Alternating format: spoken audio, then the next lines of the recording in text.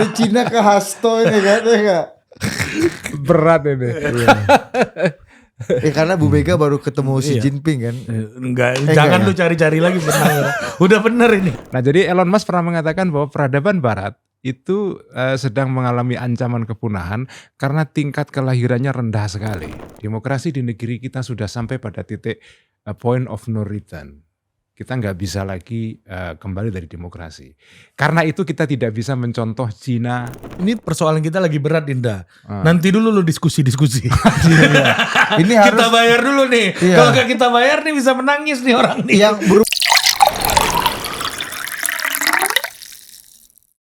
Assalamualaikum warahmatullahi wabarakatuh. Waalaikumsalam. Ah, dipakai Kasih dulu Gus. mic. Waalaikumsalam. Wah, ini hari ini kita pakai metodologi yang berbeda ini. Pakai alat bantu. Portable. Alat bantu. Kan dalam konten ini akan banyak nada-nada tinggi kan. Betul.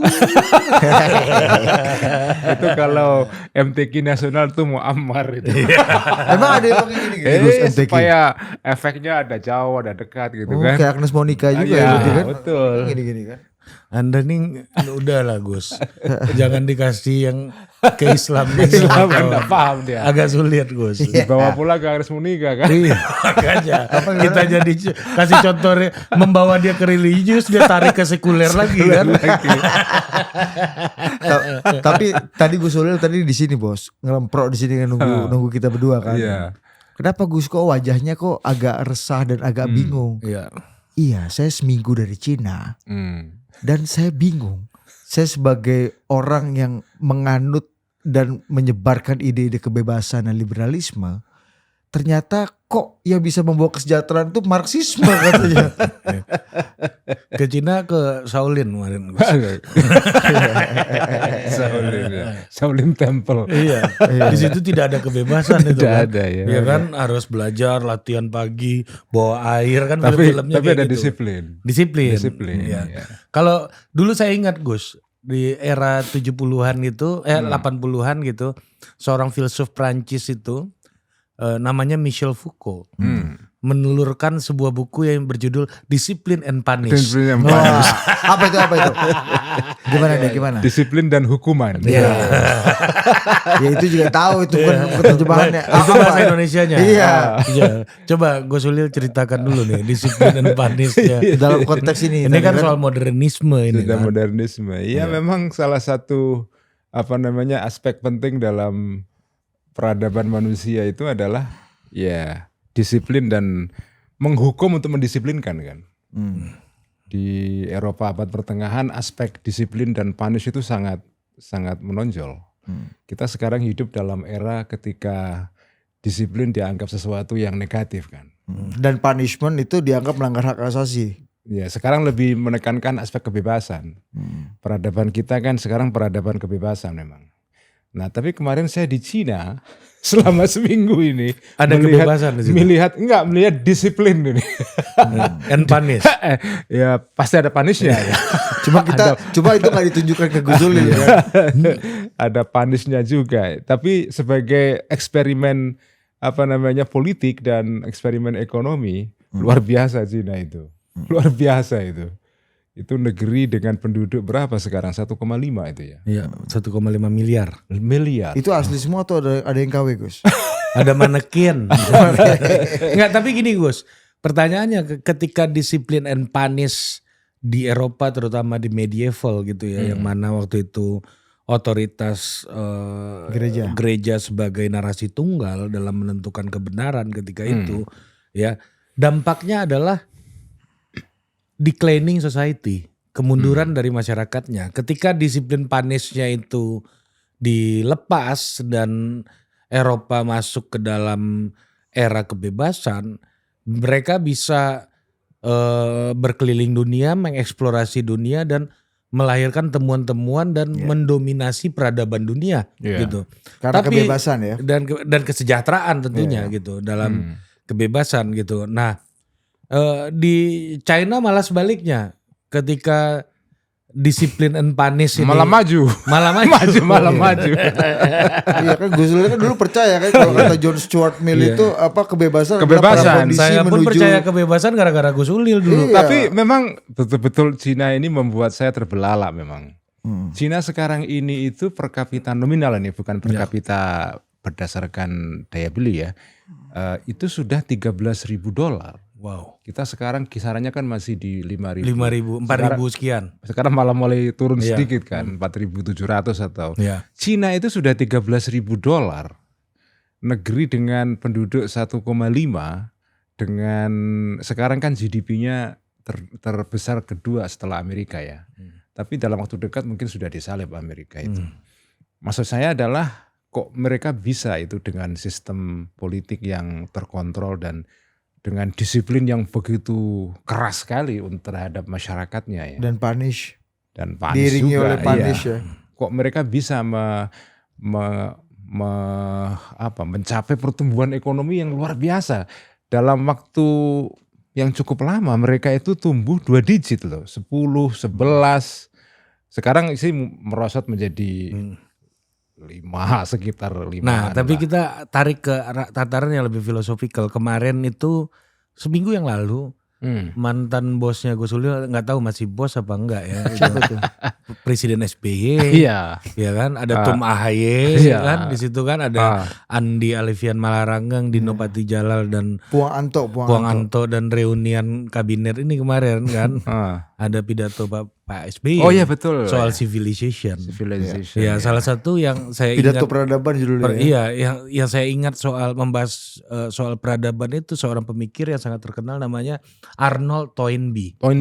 Nah, dalam hipotesanya Toynbee, peradaban itu juga sama seperti halnya manusia yang mana dia bertumbuh, berada di usia prima dan mati dan tua. kemudian menua dan kemudian peradaban mati. Bisa mati. Apakah ini adalah the end of freedom civilization atau ini atau seperti apa Gus Ulil lihatnya?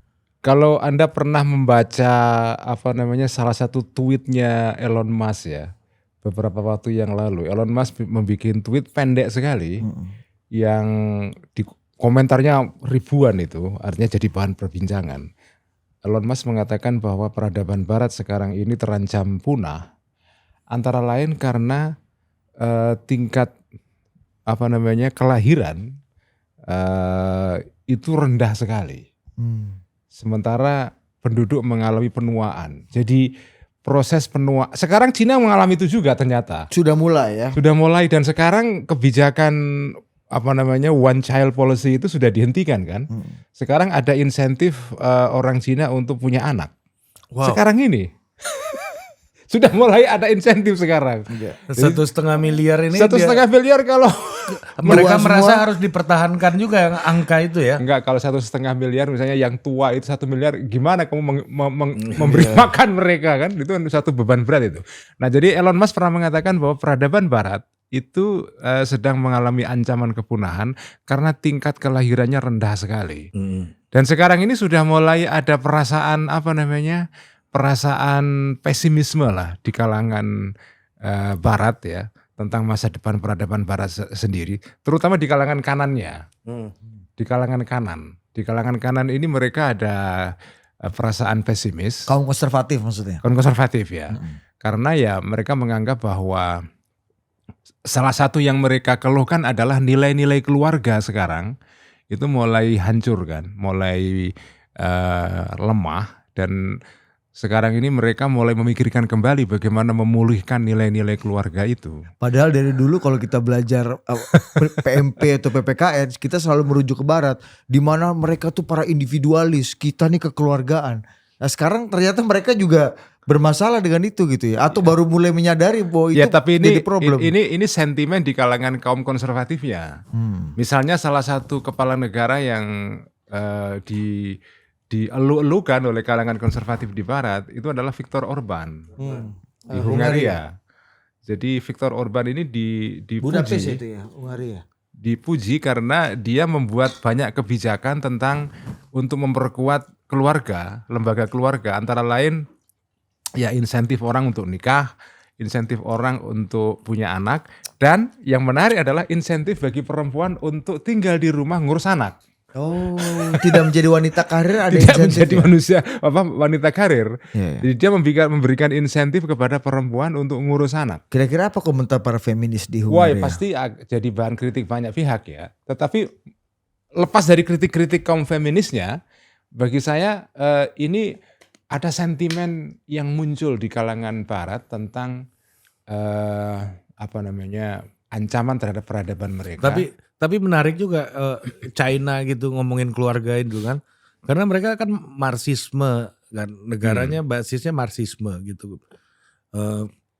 Kita tahu bagaimana Marx melihat keluarga itu kan sebagai sebuah instrumen pelanggengan daripada borjuasi kan. Borjuasi dan nilai-nilai feodal. Feodal ya kan. Nilai-nilai. The Holy Family itu kan Iya. isinya kan itu Gus ya kan. Iya. Nah China pun akhirnya kayaknya butuh keluarga. Tapi Anda tahu kan, Cina itu kan salah satu semboyannya adalah mengembangkan Marxisme dengan karakter Cina. Iya, Marxismenya Cina ini ya. Jadi itu semboyan mereka. Dan sekarang mereka di provinsi yang terbesar di sana namanya Xinjiang, di mana di situ hidup banyak orang Islam di sana. Dari sekitar 26 juta penduduknya, itu separuh lebih adalah orang Islam. Nah mereka juga mengembangkan Islam dengan karakter Cina.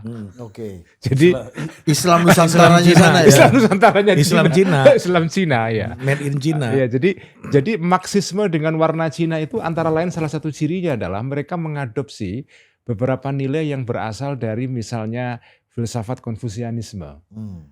Di dalam Konfusianisme itu ada satu ajaran penting tentang pentingnya keluarga. Ya. Filialisme, jadi sentimen untuk berada dalam lingkungan keluarga, merawat keluarga, itu salah satu ajaran penting dalam Konfusianisme. Dan itu diadopsi di dalam Marxisme versi Cina. Iya. Jadi itu yang berbeda dari Marxisme versi Marx, Marx ya, Marx sendiri ya. Dan itu menarik menurut saya. Jadi tekanan terhadap nilai-nilai keluarga itu sangat kuat sekali di dalam Marxisme yang versi Cina ini. Iya, saya di sana cuma beberapa hari aja, saya nggak ngerti real kehidupannya ya. Tapi ya begitulah yang saya baca. Apa yang membuat Gus Ulil, wah ini yang nggak saya duga nih. Ya. Kira-kira. Kalau bahasanya Bang Pacul, apa yang bikin momen Gus Ulil delongop Tahu juga kamu bahasa. Itu gue sama Bang Pacul. Delongop itu. Terpukau kan. Terpukau. Iya. Momen wow. Wow faktor, wow moment ya. Wow moment itu. Ya kemajuan ekonominya terus terang.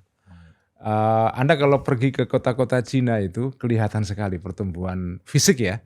Pertumbuhan fisiknya luar biasa.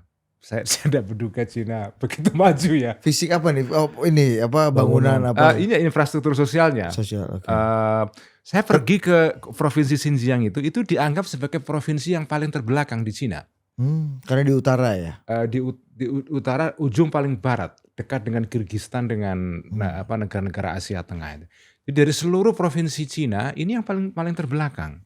Tetapi di di Xinjiang ini saya melihat pertumbuhan atau kehidupan yang luar biasa. Artinya infrastruktur ekonomi, infrastruktur sosialnya itu sangat bagus. Yang mengesankan buat saya adalah saya berkunjung ke museum di sana. Museum ini untuk menunjukkan bahwa kira-kira ya, namanya Museum of China Hall.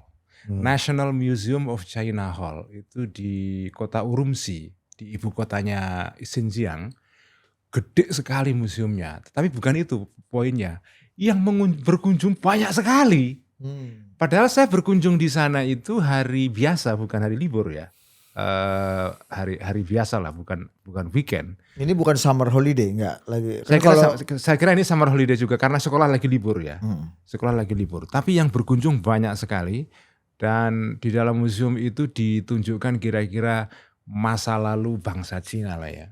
Mulai dari ada satu bagian yang membuat kita agak takut karena melihat mumi ala Cina. Jadi itu mereka menyebutnya sebagai museum the dried corpse. Mumi Cina. Tubuh-tubuh yang sudah mengering. MC ini kan. Mumi Cina. Mumi Cina. Jadi mereka ingin menunjukkan bahwa yang punya mumi tidak hanya Mesir. Tetapi bahkan mumi pun mereka punya KW-nya. Nggak tahu nih siapa meng-KW siapa kan. dan mereka patut bangga karena kalau mumi di Mesir itu pakai ramuan. Ya. Untuk mengawetkan tubuh kan. Mengandung herbal. Ini herbal. tanpa itu. Hah? Jadi ini mumi tanpa ada bahan pengawet. Hah? Jadi ini mumi alamiah. Ya karena ada kali tapi lebih murah aja kali. Kita nggak tahu. tapi klaimnya keterangan dalam museum itu bahwa ini mumi yang terjadi secara alamiah. Jadi ada memang nggak ada. Anda percaya itu? Ya nyatanya itu kita nggak tahu ya, tapi masa bohong kan? Kan ada beberapa dried atau tubuh-tubuh yang kering yang menjadi mumi di beberapa belahan di dunia, kayak misalnya korban Gunung Vesuvius di mana di Italia. Oh iya, ya kan? Yang sudah ribuan tahun yang lalu dan beberapa kan yang dalam penggalian ketemu beberapa mayat yang masih utuh, mengering tentunya ya. Kena lahar. Kena lahar ya. Kalau itu kita tahu apa bahan yang membuat dia masih utuh itu. Pengawetnya apa? Iya kita tahu tuh. Pengawet alamiah kan. Iya. Nah intinya adalah bahwa bangsa Cina itu sekarang kan mereka sangat ingin sekali menunjukkan kepada dunia bahwa mereka ini bisa maju dengan cara Cina. Dengan cara Cina. Nah, dan mereka sekarang ini agresif sekali mengundang orang-orang untuk berkunjung ke Cina. Jadi mereka mau memamerkan model Cina kepada kita. Saya kemarin diundang atas nama PBNU memang. Tahun lalu Muhammadiyah diundang. Tahun ini PBNU, nggak tahu nanti tahun berikutnya PGI ormas yang mana ya. Tapi setiap tahun mereka punya program untuk mengundang orang-orang dari berbagai belahan dunia. Seperti Amerika juga punya program namanya International Visitors Program kan. Kamu pernah ikut? Belum. Jadi itu program selama sebulan berkeliling Amerika. Nah, Cina sekarang juga memiliki program seperti itu untuk menunjukkan bahwa kami bisa maju dengan cara kami sendiri gitu. Dan Anda melihat itu lebih dekat gak cara Cina itu dengan cara kita menuju? Saya kira gini, kalau kita mau mengikuti Cina nggak bisa lah ya, susah karena beda ya. Untuk mengikuti jalan Cina itu syarat-syaratnya mahal secara kemanusiaan, mahal secara politik, mahal secara apapun. Kita nggak akan mampu itu. Syarat dan ketentuan berlaku. Iya, misalnya Anda harus punya kekuatan dan kekuasaan politik yang begitu solid dan bisa bertahan lama. Tidak ada pemilu yang demokratis, yang berubah-ubah setiap 5 tahun. Yang kompetitif lah. Kompetitif ya. Susah. Kompetisinya di dalam kan. Jadi Anda nggak bisa mengikuti. Tapi dengan PDI Perjuangan dapat sekjennya dapat amnesti ini, mantap itu bagian dari upaya menuju ke situ nggak Gus? Agar pertarungan ada di dalam. Gitu. Ada di dalam. Gue puji nih cara dia swing ini, swing state ini kan. Kalau TV kan harus bridging-nya halus. Bridging-nya kira enggak Bos. Enggak. Mau belok aja. Enggak pakai set Bos. Aman kalau macam enggak masalah. Kan itu lah beda gua sama Budi kan. Kalau gua belok halus sama Budi aja. Kalau gua nyetir gua mau putar balik aja. Kalau gua TV cari benang merahnya. Enggak ada. Enggak ada muka Dina. Dari Cina ke Hasto ini kan enggak? Berat ini. Karena Bu Mega baru ketemu Xi Jinping kan. Enggak, jangan lu cari-cari lagi benar. Udah bener ini. Gimana Gus? Nggak nyangka juga belok kan. Kaget gue shock. Twistnya tak terduga. Iya.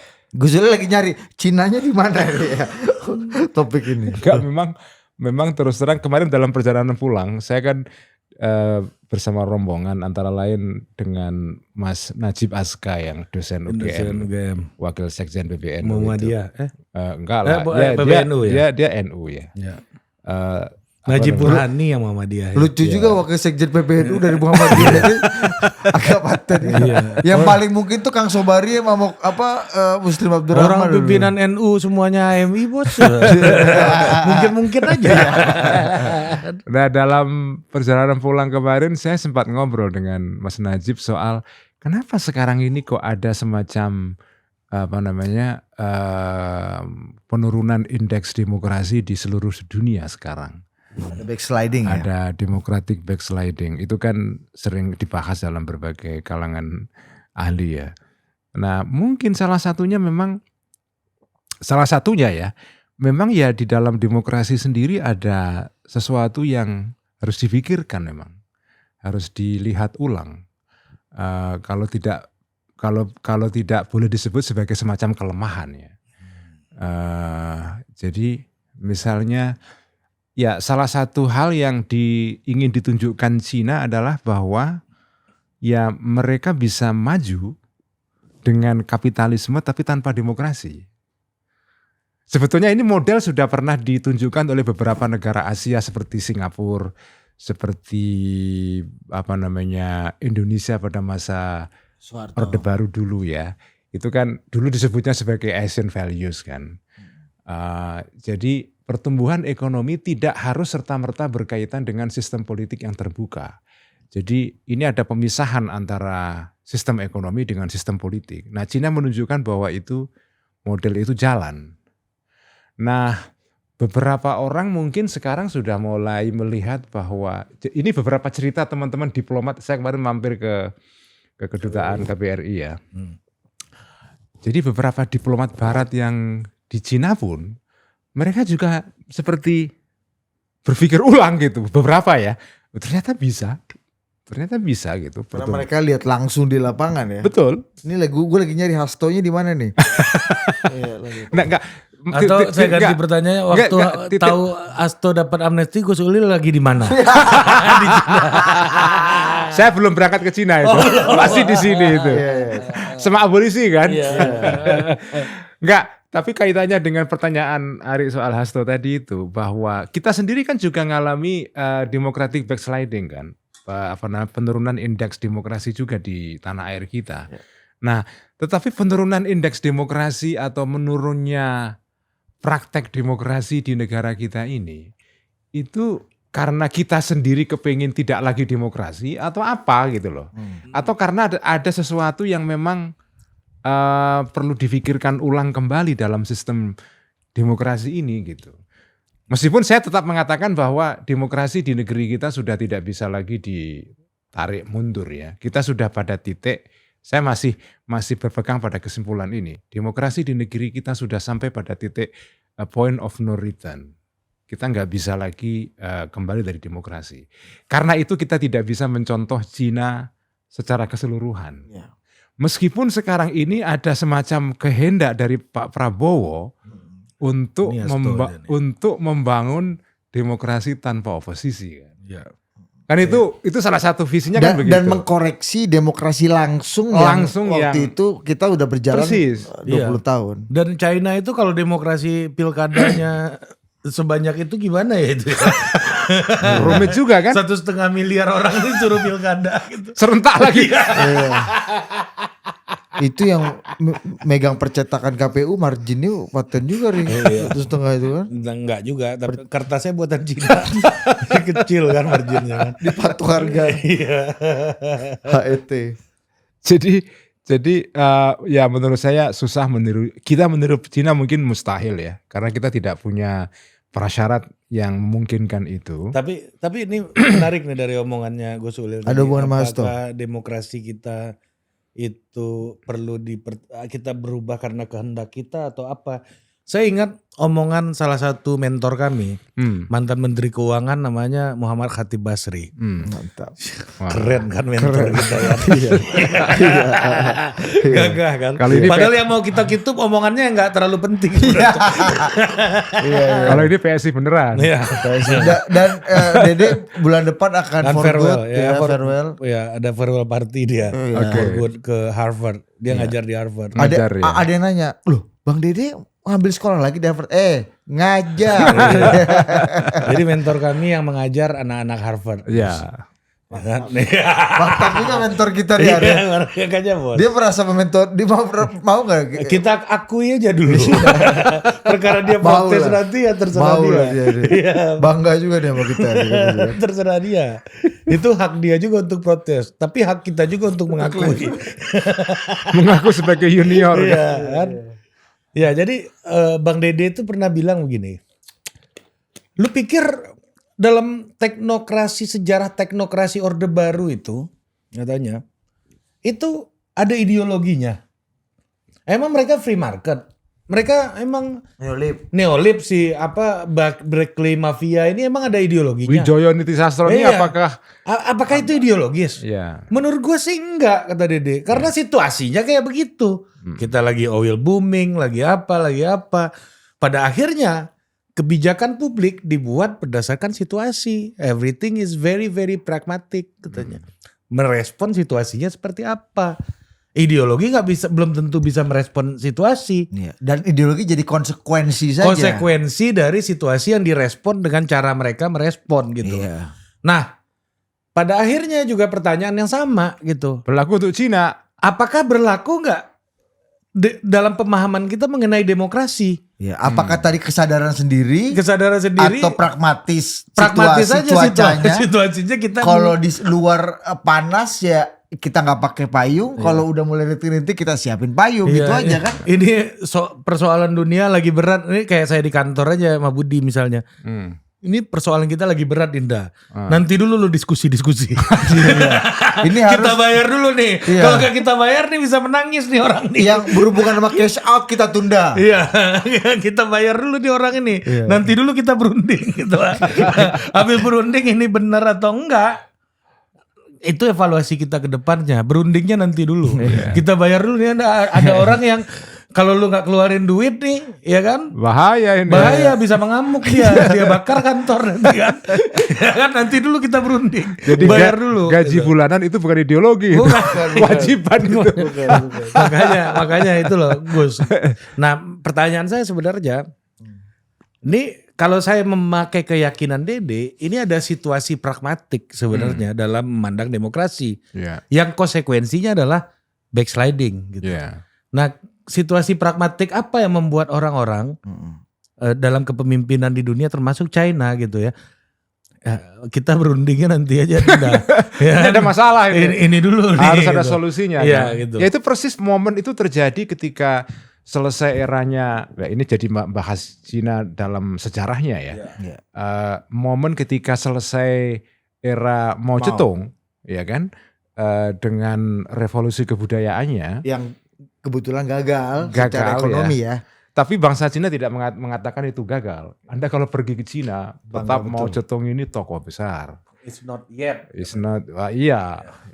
Di Tiananmen Square tuh wajah dia kan yang dipajang itu kan. Gus? Betul ya, dan di sana ada kemarin pas ini memang lagi pameran, ada perayaan Partai Komunis, ulang tahun Partai Komunis yang ke-100 sekian ya. Hari-hari ini, dan saya kemarin kebetulan lihat itu di bandara ada pameran foto-foto menarik, poster-poster pada zaman revolusi kebudayaannya Mao Zedong. Oh dimunculkan lagi. Dimunculkan di situ ya. Kalau di sini kita akan dengar pidatonya DN Aidit lah ya. Persis lah. Di mana-mana ya. Jadi selesai era Mao Zedong pada tahun 76 kan muncul era yang kita sebut era liberalisasi di Cina kan, di bawah Deng Xiaoping itu. Nah Deng Xiaoping lah itu yang memang orang dari awal memang kan kecenderungannya tidak ideologis, dia pragmatis. Dia melihat bahwa mulai dari long march-nya Mao Zedong, kemudian era revolusi kebudayaan semua gagal, dan dia mengatakan ya tidak ada cara lain kecuali Cina melakukan istilah mereka opening up. Ini sama kayak dari Bung Karno ke Pak Harto nih ya. Persis ya. Jadi pragmatis itu. Ya memang ekonomi lagi hancur kan. Sudah Anda harus waktunya kita lakukan liberalisasi. Iya, Anda harus bangun, Anda harus pinjam uang dari luar. Buka investasi asing. Iya, Anda harus membuka diri kepada investasi asing, pasar harus dibuka. Itu semua terjadi pada era Deng Xiaoping ya. Nah, tetapi dengan mengatakan bahwa ada masalah-masalah yang harus direspon secara pragmatis, tidak berarti bahwa ideologinya hilang. Saya kira tidak. Gimana, karena Gus?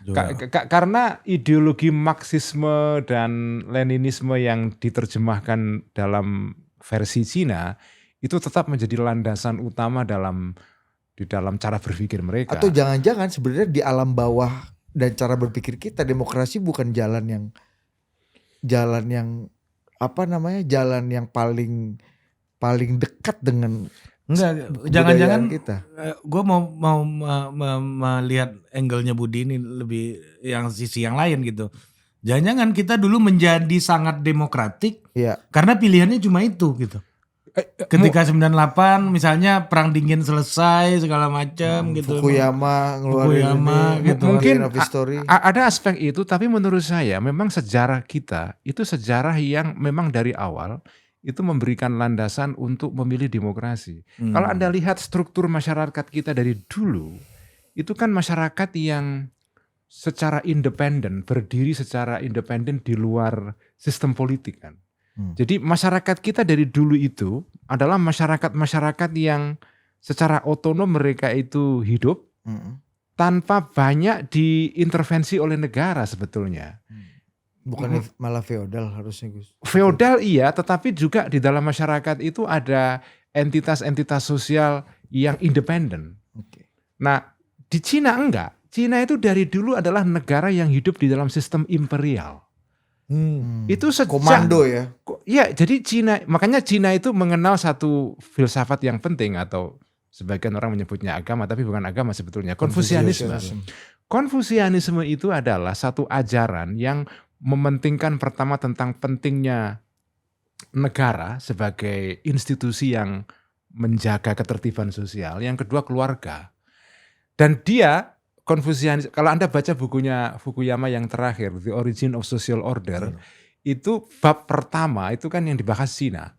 Cina adalah salah satu bangsa yang pertama di dunia membangun birokrasi yang kokoh. Ya, dan mengekspornya ke seluruh dunia kan. Persis. Nah, rasional. jadi itu di Economy and Society-nya Max Weber. Itu IP-nya Cina. Birokrasi itu China punya. Jadi sebelum Jerman di bawah Bismarck membangun demokrasi modern, Cina sudah membangun ribuan tahun yang lalu, Pak. Dan itu salah satu konseptornya adalah Konfusius. Itu jadi, yang nulis salah satunya orang Jerman, yaitu Max Weber. Betul ya, memang. Di dalam Economy and Society. Economy and Society. Nah, kalau Anda pergi ke salah satu peninggalan penting di Beijing, namanya Istana Terlarang, Forbidden City itu di situ ada satu bagian yang di situ tempat orang-orang itu dites ujian masuk sebagai pejabat kerajaan. Jadi itu melalui tes yang relatif objektif dan mementingkan meritokrasi. Jadi itu di situ ada ruangan, dan itu ruangan di dalam kekaisaran, di dalam istana raja. West Wing-nya lah ya. Ya seperti itu. Artinya bahwa seseorang dites masuk dalam birokrasi kerajaan di dalam istana yang begitu berwibawa, itu menunjukkan bahwa mereka punya penghargaan yang begitu besar kepada pejabat negara yang harus kompeten gitu. Nah, jadi birokrasi yang solid dan efisien dan dan meritokratis kira-kira begitu, itu pengalaman pertama dilakukan di Cina. Seleksi ASN yang serius beneran lah. Apa sih nama istilahnya di sini, PNS punya CPNS itu kan, calon penerimaan pegawai negeri sipil itu kan. Tes CPNS itu Cina ya yang bikin kan. Nah, Cina punya pengalaman imperial yang begitu sudah solid sekali, dan itu berabad-abad. Kita tidak punya pengalaman itu. Indonesia dalam sejarah masa lampaunya tidak pernah punya kerajaan dengan birokrasi yang solid. Nggak ada. Masa? Nggak ada. Walaupun kerajaan-kerajaan itu mencapai puncak-puncak kejayaannya dengan kejayaannya ada, banyak. Tetapi apakah itu tidak ditunjang dengan birokrasi yang solid itu? Sepuncak-puncaknya dia kan kita ya nggak sampai se-Cina, Bos. Iya. Cina bertahan, Bos ya. Iya, sepuncaknya kita mungkin ya seperempatnya Cina aja mungkin enggak. Lereng gunung lah ya. Saya tidak tahu, mungkin perlu studi khusus, tapi kesan saya, ya saya membacanya sekilas saja, tapi kesan saya kita tidak punya pengalaman punya birokrasi yang kuat di dalam sejarah masa lampau kita. Misalnya Majapahit atau Sriwijaya. Buktinya atau pencatatan kita kan juga nggak baik kan, Persis, dokumentasi ya. pencatatan Misalnya yang buruk sekali. arsip. Ya. Jadi negara-negara yang punya pengalaman imperial yang solid itu punya kearsipan yang luar biasa. Itu terjadi di negara-negara imperial seperti Romawi, Turki Utsmani. Turki Utsmani itu kalau Anda pergi ke Turki. Turki punya arsip masa-masa Turki Utsmani ini yang sangat bagus sekali.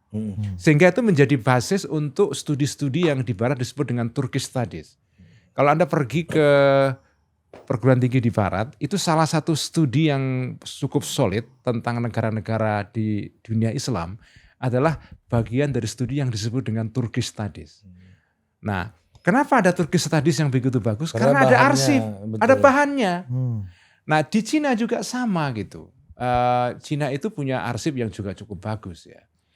Nah, jadi kita tidak punya pengalaman itu sehingga kalau kita misalnya mau membangun negara dengan pendekatan yang heavy state, itu mungkin ya bisa seperti Orde Baru melakukannya, tetapi mungkin tidak seberhasil Cina. Jadi kalau ini refleksi saya ya, kenapa Cina berhasil dengan sistem politik yang sentralistik mengikuti jalan Marxisme-Leninisme versi Cina?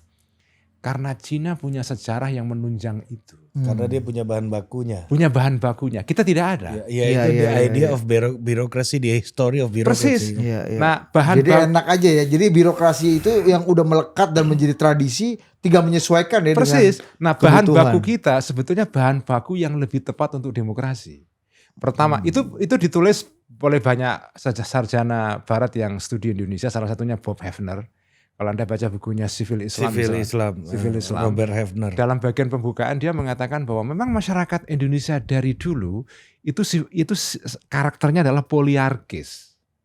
Poliarkis artinya kekuasaan-kekuasaan yang ada di tanah air kita itu tersebar di mana-mana. Jadi ada, kalau dalam NU itu mirip dengan pesantren.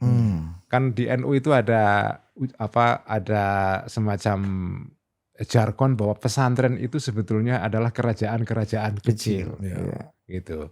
Nah, ideologinya sama mungkin. Ya mungkin ini ya. Cara ininya lah ya. Nah, jadi di Indonesia itu juga sama. Karena kita ini negara kepulauan yang Cina bukan kepulauan, Cina daratan. Nah, kalau Anda punya negara daratan, itu mengaturnya lebih mudah. Kontrol terhadap kekuasaan-kekuasaan yang di pinggiran itu ya. Itu lebih mudah. Kalau kepulauan susah. Nah, jadi topografi kita sebagai satu negara kepulauan itu memang membuat kita mustahil membangun kekuasaan imperial seperti Cina. Bukannya lebih sulit, Gus, kalau daratan kayak Papua gitu misalnya. Kan untuk menjangkau pelosok-pelosok itu kan lebih sulit daripada harus lewat pantai ke daerah lain. Papua gitu. Mungkin karena aspek ini ya, topografinya gunung-gunung. Kalau Jawa kan relatif gampang kan? Ya, Cina itu daratannya yang bagian selatan. Makanya dari dulu Imperium Cina itu sebagian besar di selatan.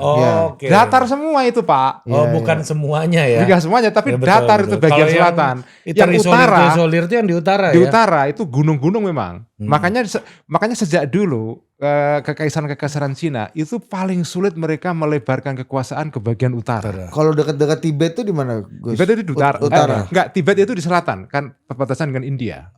Yang utara itu seperti Manchuria, Mongolia. Itu gunung-gunung semua, Mongol itu. Nah, dari daerah-daerah situ susah ditaklukkan memang. Genghis Khan ini kan. Ya. Nah, makanya kekuasaan imperial Cina itu kebanyakan dulu berkembangnya ke selatan. Pertama karena ada laut terbuka untuk berhubungan dengan dunia luar. Yang kedua adalah karena topografinya daratan. Dan memang daerah subur, banyak sungai kan. Itu di daerah selatan itu. Kemudian di era Deng Xiaoping itu dijadikan free trade zone ini ya, melengkapi Hong Kong ini ya, Gus ya. Sehingga lebih maju. Betul ya,